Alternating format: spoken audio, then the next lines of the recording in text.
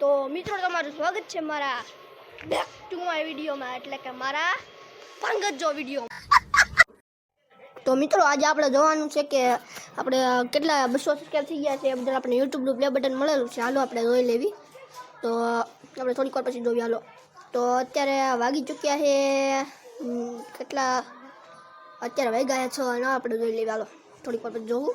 તો હાલો આપણે થોડાક વિડીયો જોવી. અત્યારના બાપા વ્લોગ એક નંબર આપણે ઉડાડવી છે અને આપણે વ્લોગ જોતા રહીજો. અને આપણા વ્લોગને છે ને સબસ્ક્રાઈબ કરી નાખજો. આપણે એઠે છે ને આપણે સબસ્ક્રાઈબ કરી નાખવાનું છે. અને આપણે 300 સબસ્ક્રાઈબ થઈ ગયા પછી આપણે બીજું પ્લે બટન આવી જાય. રેડી? એટલે જોતા રહીજો આપણા વ્લોગ. મજા આવશે. મજા આવે રાખવાની છે આજ કે રવા ભાઈ બનજો. એટલે તમે જોતા રહીજો. હાલો અત્યારે થોડીક વાર પછી આપણે જોઈએ. હાલો આપણે જોઈ લેવી આપણો મિની વ્લોગ.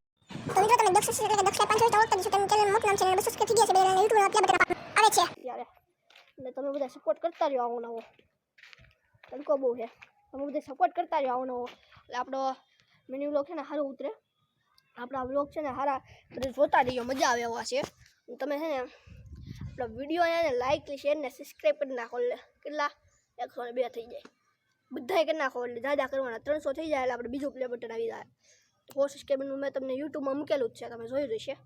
એ આ વિડીયો બહુ મસ્તનો છે અને તમે જોયું જ હશે આપણો મિની વ્લોગ મોટો. અને આપણા વ્લોગ જોતા રહીજો. મજા આવે એવો હોય તો લાઈક, ગમે તો લાઈક કરો. સારો લાગે તો લાઈક કરો. મસ્ત લાગે તો લાઈક કરો. ઓકે, સમજી જાય ને તમે બધા સબસ્ક્રાઈબર. આ જુઓ વિડીયો જોવો છો તમે.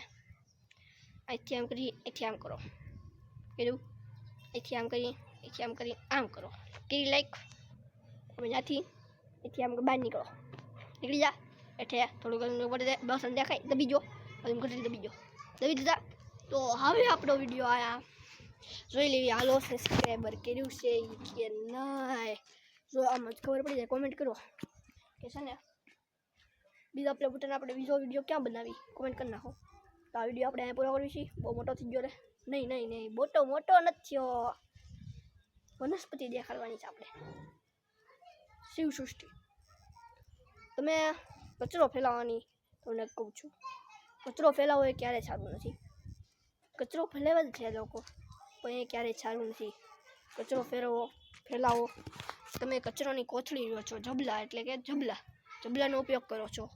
જબલાનો ઉપયોગ કરીને તમે એ જબલાનો બધો ઉપયોગ કરીને તમે કચરાની ડોલમાં નાખો છો. કચરાની ડોલમાંથી તમે બધું કચરો છે તે ઓલા પણ આપણે કચરાની લારીમાં જાય છે. લારીમાંથી પછી તેને નદીમાં ફેંકવામાં આવે છે. નદીમાંથી પછી નદી દરિયા સાથે સમુદ્ર સાથે જોડાયેલી હોય છે. એટલે એમાં માછલા, મગર એવું બધું હોય છે. એ પણ ખાઈ શકે છે અને એનું મોત પણ થઈ શકે છે.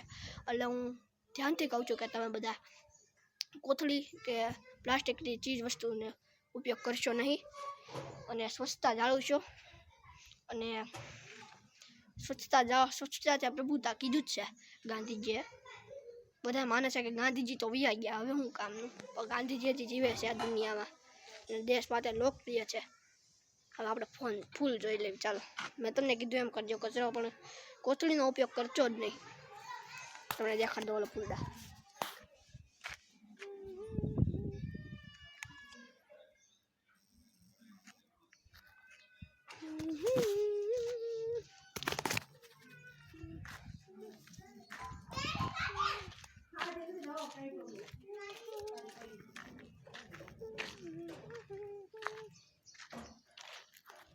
તો મિત્રો તમે આવો સપોર્ટ કરતા રહ્યો અને આપણો વ્લોગ જોતા રહ્યો. અને ઘરમાં વનસ્પતિ હોવું જે જરૂરી છે. હવે તમને ગુલાબ દેખાડી દઉં. વનસ્પતિ ઘરે રાખવું જ જોઈએ. ગમે એક તો રાખવું જ જોઈએ. એક વનસ્પતિ તો હોવું જ જોઈએ. ગુલાબ અથવા ફૂલ ઝાડ હોવું જોઈએ. હોય તો સારું લાગે અને પશુ પક્ષી બેસે અને પર્યાવરણને સારું રહે.